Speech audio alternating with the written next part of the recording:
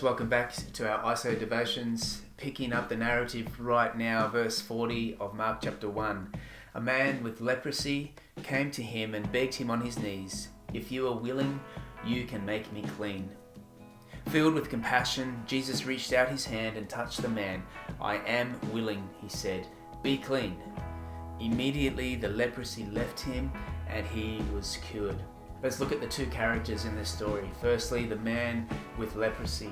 Leprosy was a dreaded skin disease that affected not only a person's physical well-being, but also their relational, their societal, their financial well-being. A person with leprosy could not be associated with their normal family members, so they were ostracized from the home.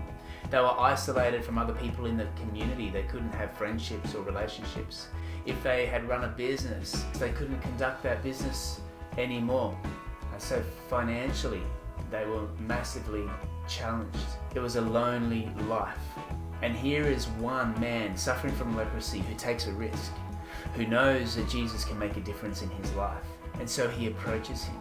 He takes a risk, even coming to Jesus, and says, "If you're willing, you can make me clean." And it says Jesus was there filled with compassion. Other Bible translations say that he had great pity on him, or he was filled with tender compassion. This word here for compassion is the same word used when Jesus tells the story of the parable of the Good Samaritan.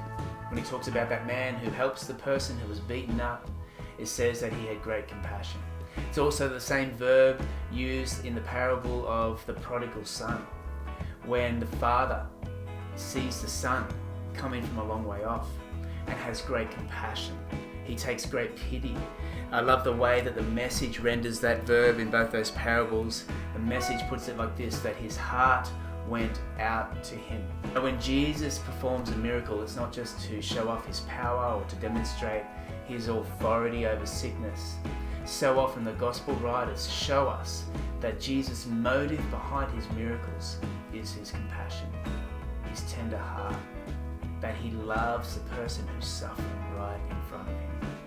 And if you are going through anything right now, if you are in need of a miracle, know that the Savior loves you, that he's compassionate for you, that his heart goes out to you in your place of need. And not only is he compassionate, but he's got the power to back it up. "I am willing," Jesus said, "be clean." And immediately, Mark tells us, the man was cured.